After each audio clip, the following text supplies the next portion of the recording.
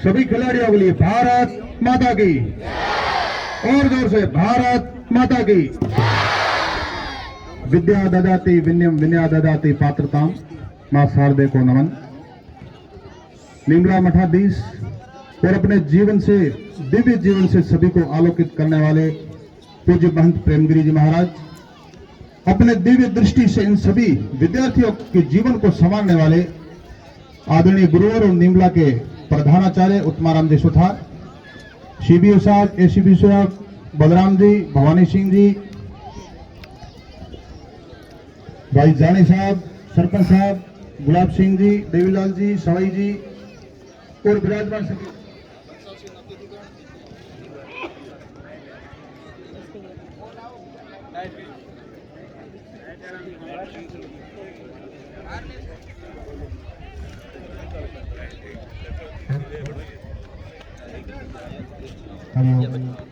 Light का लुका छिपी का खेल सदैव रहता ही हमारे साथ। सभी आदरणीय अतिथिमान, ग्रामीण सज्जन और एक सच्चे शिल्पकार गण, शारीरिक शिक्षकगण, खेल प्रतिभा के जीवन को उकेरने वाले सभी खिलाड़ी बंधुओं, सज्जनों, हम विद्यालय में बैठे हैं। विद्या का मनुष्य जीवन में बहुत महत्व है। रामधारी सिंह दिनकर ने कहा था, अंधा चकाचौंध का मारा क्या जाने इतिहास बेचारा, साखी है जिनकी महिमा के सूरज चंद्र खगोल भूगोल, कलम है आज उनकी जय बोल। जिनके हाथ में कलम है उन्हीं की जय है।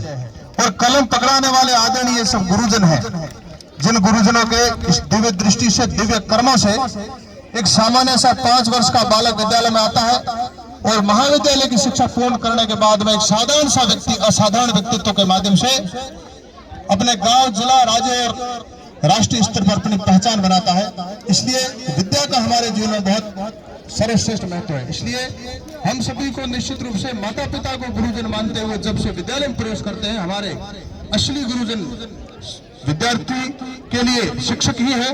और चाणक्य ने कहा था कि निर्माण और प्रलय उनकी गोद में ही खेलते हैं, जैसा शिक्षक चाहता है वैसा कर सकता है। परंतु आदरणीय शिक्षकों ने जिस प्रकार से हमारे सामने विराट स्वरूप ये खिलाड़ियों के माध्यम से एक तैयार किया, हम सब देख रहे हैं कि सभी आत्मा की कैसे मैदान में आए, हम बड़ी जीवटता के साथ में और हम हमारी टीम के साथ में खेल को विजित कराएं। आज हम खेलकूद प्रतियोगिता के शुभारंभ में बैठे हैं। वैसे देखा जाए तो मनुष्य का जीवन एक तरह से खेल ही है और खेल में कभी हार कभी जीत ये होते रहते हैं। और खेल बहुत प्रकार के गुण में सिखा के जाते हैं, एकाग्रता, जीवटता, सामूहिक जीवन। जब हम टीम के साथ खेल रहे होते हैं, अलग अलग वर्गों, जाति और मत संप्रदायों के लोग हमारी टीम में हो सकते हैं, लेकिन बड़ी जीवटता के साथ हम खेल खेलते हैं, तब हमें ये ध्यान नहीं रहता किस जाति का, किस वर्ग का, किस मत संप्रदाय का है। हमारी टीम जीत विजेता होनी चाहिए, पारितोषिक हमारे को मिले, यह टीम भावना से होता है। इसलिए संग छद्दम संव दद्दम संव मनासी जानताम देवा भागे यथा पूर्व संजा नाना उपासते। ऐसे संगठनात्मक भाव खेल खेल के माध्यम से और सृजित होते हैं व्यक्ति के जीवन में बहुत महत्वपूर्ण है सज्जनों। और बहुत बार हम देखते हैं क्योंकि खेल में सभी टीमें तो जीतती नहीं है, इसलिए जो नहीं जीतती है उनको कभी निराश नहीं होता और जो जीतते हैं उनको कभी अति उत्साहित नहीं होना, क्योंकि स्थायी रूप से न तो हार रहती है नहीं जीत रहती है। इसलिए कहा है किसी कवि ने, क्या हार में क्या जीत में किंचित नहीं भयभीत में, करते हुए पथ पर जो भी मिला वो भी सही वो भी सही, करते हुए पथ की डोरी कसकर पकड़ के रखना। और वैसे भी गीता में भी कहा है, कर्मण्येवाधिकार मा फलेषु कदाचन। सर्वश्रेष्ठ उदाहरण निमला के लिए मुझे लगता है कि उत्तमाराम जी जैसा ऐसा सर्वश्रेष्ठ उदाहरण आपके सामने है। प्रारंभ में ईश्वर उनसे रूठ गया, लेकिन उन्होंने स्वयं के प्रति जिद पकड़ी कि ईश्वर तो मेरे से रूठ गया, लेकिन पुरुषार्थ के माध्यम से मुझे मेरे जीवन को संवारना है। उन्होंने स्वयं के प्रति जिद की और आज हमारे सामने आदर्श गुरुजन के रूप में विराजमान है। जिले के सर्वश्रेष्ठ प्रधानाचार्य आप सबको अपनी दिव्य दृष्टि से आलोकित कर रहे हैं सज्जनों। यह सामान्य नहीं है, एक अपने स्वयं के प्रति लिया हुआ संकल्प है, स्वयं के प्रति कर्मठता का भाव है, स्वयं के प्रति समर्पण का भाव है और सबके सामने ऐसा आदर्श और प्रेरक रूप उत्तमाराम जी हम सबके लिए। इसलिए कभी भी हार करके नहीं बैठना, के साथ में आगे चलना है। और ऐसा कहते हुए कदम जिनके निरंतर चलते हैं, कदम निरंतर चलते जिनके स्वयं जिनका अविराम है, विजय सुनिश्चित होती जिनकी घोषित यह परिणाम है। निश्चित रूप से विजय उनकी ही होती है जो जिद पूर्वक, हठ पूर्वक और परिश्रम करते रहते हैं। सज्जनों, आज देश परिवर्तन के दौर में है। बहुत प्रकार से देश बदल चुका है। 1897 में मंगल पांडे ने क्रांति प्रारंभ की। बहुत प्रकार के बलिदानियों ने केरल से केदार, कच्छ से कामरू तक बलिदान देकर के देश को आजाद कराया। लेकिन सांस्कृतिक रूप से, सामाजिक रूप से देश आजाद नहीं हुआ था। इन वर्षों हम सभी देख रहे हैं देश अमूल चूल परिवर्तन के दौर में गुजर रहा है। देश को विखंडित करने वाली 370 धारा हट चुकी है। हमारी आराध्य के प्रतीक श्री राम का भव्य मंदिर बनने जा रहा है। देश आत्मनिर्भर होने जा रहा है। यह सामान्य बात नहीं है। हमारे देश का प्रधानमंत्री कभी अरुणाचल प्रदेश में जाकर के गिद्दड़ भभकी से डर करके हमारे देश की भूमि के टुकड़े को वहां जाकर के सौंप करके आ जाते थे, और जैसे जमाई को कैसे दहेज में देते वैसे दे करके आ जाते थे। आज हमारा देश का प्रधानमंत्री ऐसे नहीं ज्यादा चीन के सामने धमकी देता है और गिड़गिड़ाते हैं, और हमारी जमीन एक स्वाभिमान के साथ आज हमारे साथ है। ये देश में परिवर्तन का दौर है।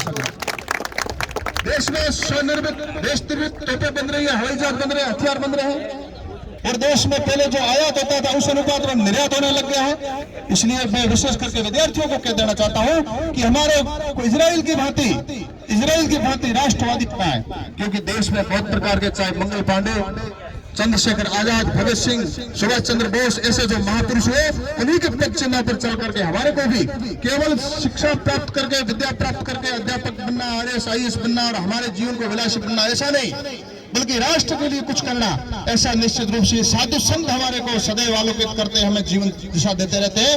और महापुरुष भी श्रुतनु भिन्ना स्मृतो भिन्ना नेको मुनो से वचः प्रमाणम धर्मस्य तत्त्वं निहितम गुहायाम महाजनो येन गतः स पंथा।